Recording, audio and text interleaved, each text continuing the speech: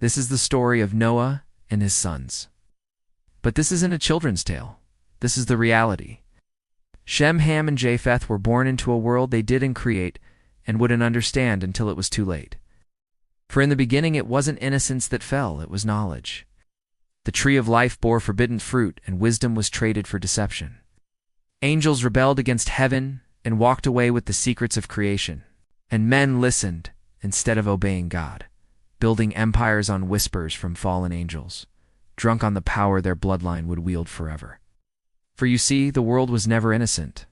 It was rotten to its core. Kings and queens prostituted their lineage to demons who disguised themselves as them. The Psalms tell us that giants roamed the earth, the Nephilim the product of fallen angel and human bearing unholy strength and dominion over men. Men exchanged their firstborn for favors, forsaking their souls for fleeting fortunes. They forsook the true God for idols of clay and worshipped storms and sun and moon. Covenant after covenant was broken. Prayers went unanswered. Vows were forgotten. And in every tongue, in every land, the sound of sin echoed louder than the voice of truth. And so God saw what he made, and he wept. Not because he made a mistake, but because his children forgot him. Not because creation was flawed, but because mankind had strayed. So he sent the flood, not as a punishment, but as a chance to start again, a cleansing, a baptism of fire and water to wash away the mistakes of yesterday. In the beginning, God made everything good, very good. But soon there would be no more beginnings, only endings, and death would be the beginning of all things new. For 450 years, men grew wicked, and lived, and died, and multiplied in their wickedness. Until finally, everything was as corrupt as it could be. Then God said, "It is the end." Noah was different. He walked with God, not with men, feared God, not kings. He knew the scriptures, not the rumors. When everyone else walked away, he stayed close. When everyone else forgot, he remembered. When everyone else looked up at the idols, he looked up at the stars and saw God. He built an altar and offered sacrifices and heard the prayers that weren't answered anymore, prayed for a world that had forgotten him. He warned them of the coming judgment, and they called him mad. They mocked him, they scorned him, and they kept living in their sin. So when God told him to build an ark, he didn't ask why, he just did. When God spoke, the world listened, and Noah began to build. But he didn't need divine intervention to know how, for he'd studied the ancient scrolls, and the patterns were burned into his mind. It was the knowledge of the ancients, the whisper of creation itself, guiding his hands, making sure that every board fitted perfectly, every joint locked securely. Nothing in this world was like this ark, not the ships of kings, not the chariots of war. This was different. He used gopher wood, strong and pliable, yet impervious to time and rot.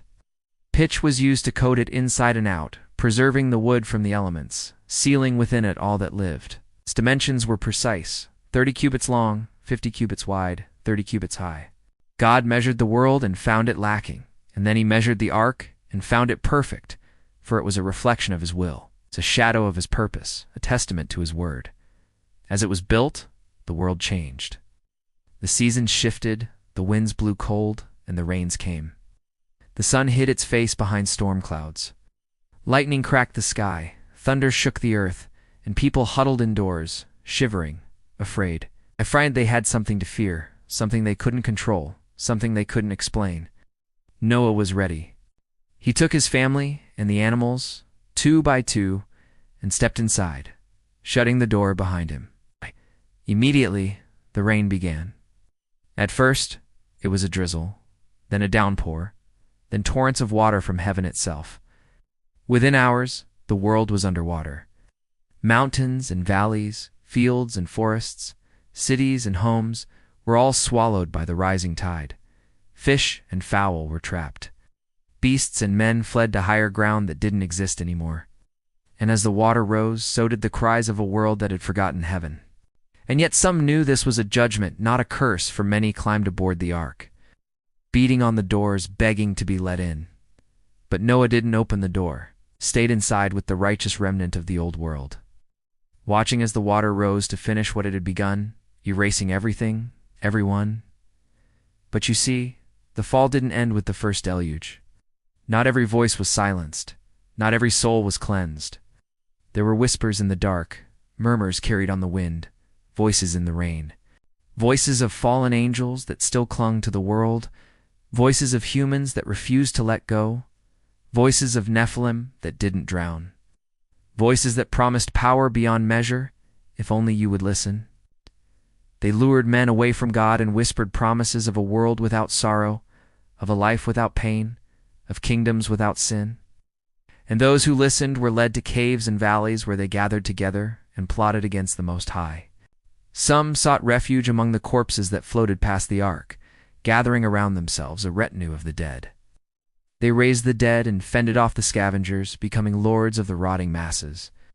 Others dug deep into the earth, burrowing beneath the surface to hide from the flood. Yet others fled to distant peaks, clinging to the rocks as the water swallowed the valleys below them. All of them survived, all of them unchanged, all of them waiting for the day they would rise again. For 40 days and 40 nights the rains fell, cleansing the earth of everything. Then slowly, the water began to recede. First, the mountains peaked above the surface, then the hills, then the valleys, then the plains, then the rooftops. And finally, the world stood bare, scarred, broken. The sun beat down mercilessly on everything that lived, and the stench of death filled the air. When Noah opened the door of the ark, the world smelled like rain, dirt, decay, and life. He sent forth a raven, then a dove, and waited.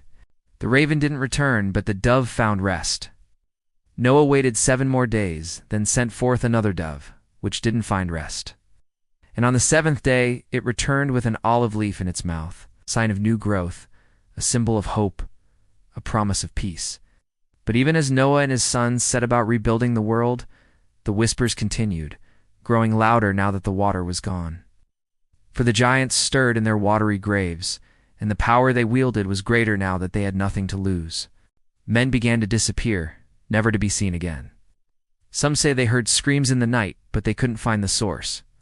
Some say they saw gigantic shapes moving in the darkness, but when they turned to look, there was nothing there. Some say they felt eyes on them, always watching, always waiting, growing stronger every day. These are the stories they told around the fire to keep the nightmares away. But these are the truths that we must remember. The world will never be innocent again. It will always be stained with the blood of the wicked, and the giants will always stir beneath our feet, plotting, waiting, growing. The flood didn't cleanse the earth of sin, it just pushed it underground. We walk on top of the wickedness of the past, and the only thing separating us from the monsters is the light of God. For you see, it's not enough to just survive the flood. We must also resist the darkness that lingers afterward, for that is the real test, resisting the whispers that promise easy power and untold riches. Resisting the bargains that seem harmless, but come at a terrible price. Resisting the shadows that grow longer and the graves that seem less final. Because if we don't resist, if we turn away from God to embrace the whispers, then we become the very thing we despise, the very thing we fear, monsters. And the next flood won't wash away our sins. It will wash away our souls.